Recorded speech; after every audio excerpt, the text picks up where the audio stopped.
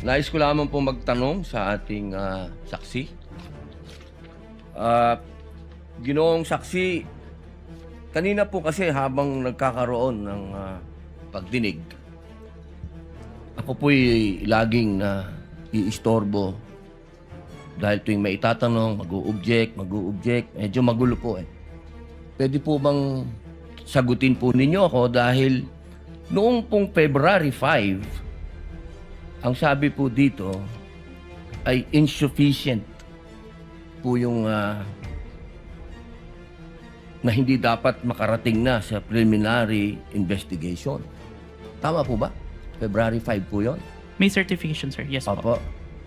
Tapos nung February 14, naging sufficient na for conduct of preliminary investigation.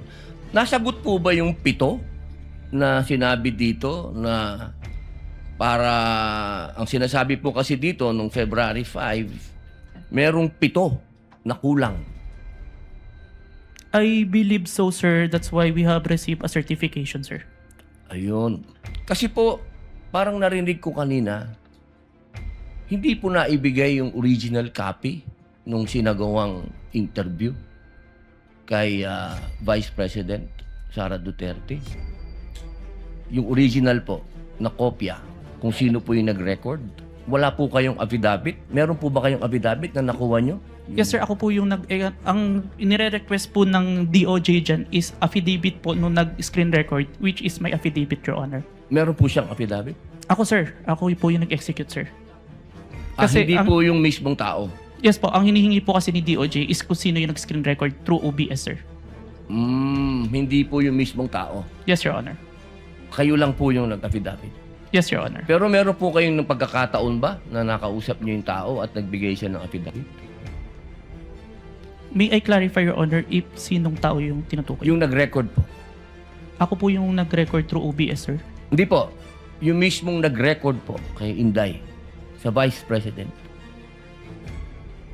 Nakausap niyo po ba? Yung raw file po. Kasi napakahalaga po nun. Kasi doon po natin malalaman kung original ba o hindi. The video itself, sir, is publicly available. That's why I performed the recording, sir. Opo. Pakisagot na lang po, mahal na saksi, kung nakuha niyo po ba yung original. Yung original, hindi po yung galing sa internet. The original, no, sir. Yun lamang po. Maraming salamat po. Thank you, Senator Judge Padilla. Senator Judge Zubiri, you are recognized, sir. You have 2 minutes. Maraming salamat to our presiding officer. Magandang hapon po, Sir Witness. Good afternoon, Your Honor. Good afternoon. Gusto ko lang magtanong, clarificatory questions lang po ito. Dito ba sa ating bansa, dahil tinatanong ko po ito sa inyo, dahil kayo po investigating body, sa ating bansa, meron bang specific law pagdating sa mga banta sa Pangulo, Pangalawang Pangulo at kanyang mga successors? Or yan ba'y pasok lang sa grave threats, which is applied sa lahat? Applicable sa lahat ng tao? Based on my personal knowledge, sir, it's only on the grave threat, Your Honor. Which is applied to everyone, if I'm not mistaken. No? Kasi sa batas sa Amerika, sa Estados Unidos, meron po tinatawag na number 18 under the United States Code, Section 871. There is a specific law na pinagbabawal po itong mga threats to the President, Vice President, and its successors. May jail time po ito at may fine na malaki. As a matter of fact, dito sa panahon ni Pangulong Trump, marami na po silang kinasuhan at hinabla at napasok sa kulungan dahil sa paglabag nitong batas na ito. At Secret Service po ang sumasagawa ng investigasyon. Sa atin ba dito, ang NBI ba ang nabigyan po ng kapangyarihan para gawin itong investigasyon under your new NBI code? Under our law, sir, the new NBA law, included po yung investigation to the threats to the life of the President, the Vice President, the Speaker, the Senate President, and the Supreme Court, sir. So, klaro na kayo, nasa kapangyarihan ninyo. Kasi hindi pwede sa Presidential Security Group. Hindi katulad sa Estados Unidos, yung Secret Service ang talagang nanguhuli at nag-imbestiga. Sa atin dito sa Pilipinas, ang NBI po ang nangunguna sa investigasyon. Tama po ba yan o mali? It is within our law, sir. Okay. And this is just food for thought because not only are we senator judges, we're also legislators. It may be time that we also craft a law that will be specific on threats made to the president, vice president, and its successors, meaning the Senate president, the Speaker of the House, and the Supreme Court Chief Justice. Sa Amerika kasi, sa batas po nila, and I'll just wrap up, the defendant, to secure conviction, the defendant communicated a threat, the defendant understood and intended the statement as a true threat, hindi po niya sinabi joke only in the end. And pangatlo, the defendant knowingly and willfully makes the threat. So just food for thought as legislators as well. So maraming salamat po, Mr. President. Thank you, Senator Judge Zubiri. We now proceed to where we left off. I believe that was the redirect of the counsel for the prosecutor. Just out of curiosity, without any pressure, because I promised I would declare a break somewhere in between. Depending on how long your direct and recross would be, I can call the break after the recross and the statement of the counsel for respondent, so that we break on a good point before we call on the last witness for today. Yes, counsel for the prosecutors. As to the question, if the prosecution will do the direct examination, The redirect. Kung mahaba-haba sorry, pa the yung redirect examination after the cross-examination of the defense, the prosecution decides not to conduct a redirect, Your Honor, please. Thank you, counsel for the prosecutor. Counsel for the respondent, do you want to begin to utilize your time now? Your Honor, I will turn over the mic to my co-counsel. He will also be the cross-examiner for the next witness. But Your Honor, please, sorry. May I make a manifestation, Your Honor, please, before we proceed, Your Honor, please?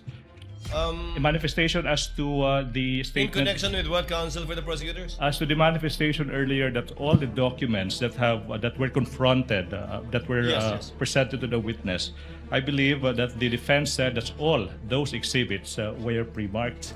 But based on our records, Your Honor, please, and then I hope the defense will clarify this for the record.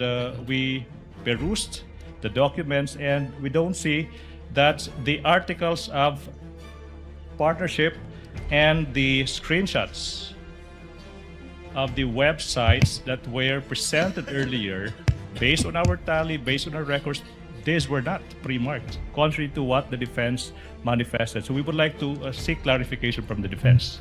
That is correct, Your Honor. Those three documents were not Noted pre-marked. and entered into the records. Thank you so much. Given that there is no redirect and recross, counsel, can you state for the record your name? Good afternoon, Your Honors. I am Mark Sivin Luan for the Vice President. Sir, you're aware of the situation. Time was given to the counsel for the prosecutors to make a discussion about whether or not Article 4, the acts alleged in Article 4 constitute an impeachable offense. You have the same time of 4 minutes and 26 minutes, which will round. If Before I allow you to continue, kawawa naman si Mr. Calilong. Mr. Witness, Mr. Calilong, Senator Judge Lacson, before we excuse.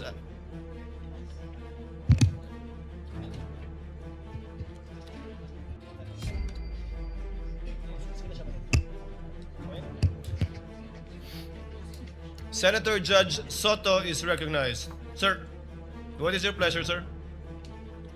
Mr. President, Mr. Presiding Officer, are we going to dispense with the witness already? Unless you have questions. I believe Senator Lacson has questions to the witness. So not yet. Well, a simple question. The gentleman You're may proceed. familiar. Thank you very much. You're familiar with the internet, of course. Yes, Your Honor. Have you noticed that lately all the AI-generated videos have a caption saying AI-generated? Yes, Your Honor. Kaya pag walang nakalagay na AI-generated, siguradong hindi AI-generated? Yes, Your exact. Honor. Today, Your Honor. Yes, lately, no? Lately, Your Honor. Lahat nakalagay. Pag AI generated, nakalagay AI generated and Meta does not allow it. Right? They allowed it, but there is a AI info part. Correct. On Let's the say post. there is a manifestation. Yes, that Your it's Honor. AI It is generated. explicitly mentioned that AI. So you're aware of that. Yes, Your Honor. Thank you. That's it. Senator Judge Lacson, you likewise have 2 minutes, sir. You may proceed. Thank you, Mr. Presiding Officer, Mr. Senate President. Questions para sa ating testigo. Since you are presented here as an expert witness, alam nyo, nagkusort din ako sa digital forensics expert para lang makonvince sarili ko. No, my first question is, in this day and age of artificial intelligence, no, will you agree with me na it is almost impossible to distinguish an AI-generated video from the original? It Almost is- impossible. Yes, Your Honor. It is hard, Your Honor. Yeah, very hard, di ba? Very difficult. So, kasi ito, impeachment trial, ano? Kasi sa court, ginagamit talaga yung expert testimony ng digital or computer forensics expert. Now, you may or may not answer this question kung classified, ano? Gusto ko lang malaman, ano ba yung digital forensic tools na ginagamit din sa NBI? Currently, I'm not familiar. But during the time na nandun po ako sa Digital Forensic Laboratory Division, meron kaming NCASE Forensic, Celebrite, and Amped Authenticate, sir. Amped Authenticate, sir. Ang balita ko, yung AMP5 or AMP Authenticate, di ba? Amped Authenticate, sir. Ito yung ginagamit ninyo. Ito, capable ito na magsagawa ng reverse image, a photo or video, di ba? Yes, Your Honor. Okay. Ito ba yung ginamit mo? For this part, Your Honor, the OBS only, Your Honor. Ba't hindi nyo ginamit ito? The duration is too large, Your Honor, the 2 hours. And the Amped Authenticate can only detect if there is a inconsistent FPS, Your Honor. Yeah, kaya ako tinanong yon dahil una-una maraming para mag-adhere na magamit sa korte, no? Likewise sa impeachment court. May mga requirements, di ba? Sinabi mo kasi meron kayong open source, di ba? Yes, Pero Your Honor. ang pinaka-importante yung chain of custody, of course, yung provenance, Yes, Your Honor. yung original na pinanggalingan. Yes, Your Honor. Ang sabi mo, pinanggalingan lang Facebook. The Facebook was captured, Your Honor. So, hindi yun ang original, di ba? The screen recording is the original itself as to my authentication, sir. Yeah, and you can attest sa authenticity ng video Yes, Your Honor. in spite of not being or not having originated from the original. Yes, Your Honor. I compared the recorded with the original and ensured that the contents are identical, Your Honor. Kasi nabanggit mo rin, ginamit mo yung manual comparison simultaneously ng dalawang videos. Yes, Your Honor. Pero again, I will insist na talagang hindi reliable yung manual. Ito yung sinabi sa akin ng digital forensics expert na nakausap ko. No? Ang pinaka mas importante, makuha mo yung original copy, yun nga, yung provenance, di ba? Para talagang, tapos masundan mo yung sa analysis, gagamitan mo ng tools para malaman mo na talagang authentic yung video. Of course, I'm not here to question the authenticity. I just want to be assured. Dahil, sabi ko nga kanina, pagka sa artificial intelligence, napakahirap talaga. Almost impossible to distinguish it from the original video or yung source. Yes, Your Honor.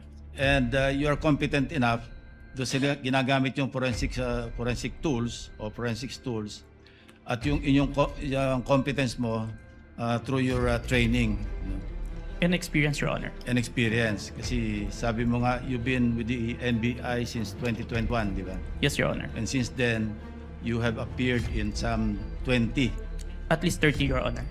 30, Yes, Your 30 court hearings. Yes, Your Honor. So, thank you, Your Honor. Thank you, Mr. Presiding Officer. Thank you, Your Honor. Thank you, Senator Judge Lacson. Senator Judge Cayetano, what is your pleasure? Just a clarification addressed to the presiding officer. You may proceed, sir. Apologies, I don't remember if it was one of the counsels of one of the senator judges who asked the witness a while ago whether he was an expert witness, and he said he was a competent witness. That is correct. And there's a The difference presiding between an officer expert confirms that. witness. So he's not an expert witness. He's an competent witness. That is correct, sir. So that will have bearing because whether or not an AI video can be produced without an AI has to be testified by an expert witness. If I may, Wait, yeah, go ahead. If I That may- doesn't mean, I don't think you'll disagree with my second statement. That doesn't mean that this witness is not competent to testify on that.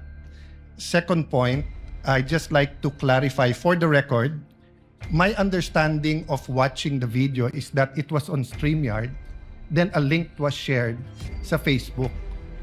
Yes, Your Honor. So if that's the case, Mr. Presiding Officer, the original video is with StreamYard, not with Facebook, or are both original? It's Zoom, Your Honor. Zoom? Yes, Your Honor. I was informed StreamYard, but just for the record, so that later on when we review everything, someone testified to it. Duly noted. Yeah, thank you. Duly noted and entered into records.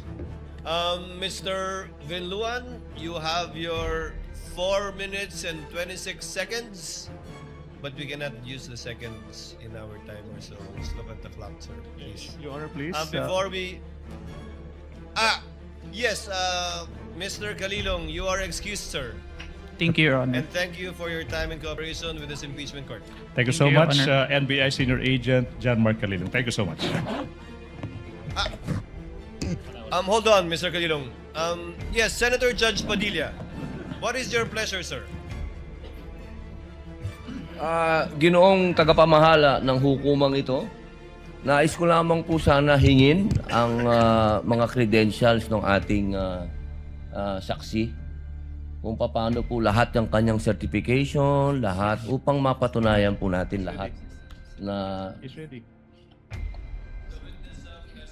To it earlier, but kindly respond to the question of Senator Judge Padilla, Mr. Witness. I have here, sir, my certifications during the time of my investigation, Your Honor. Can you, mahaba ba? I can read, Your Honor. Mahaba ba? Hindi. ibigay na lang po siguro sa Kindly atin. just submit it to us, yes, please. Opo, Yes, submit sir. na lang po. Thank you, Your Honor. If that is okay with Senator Judge Padilla. Thank you, sir. Mr. Kalilong, you are excused, sir, and thank you for your time and cooperation with the impeachment court. Thank you, Your Honor.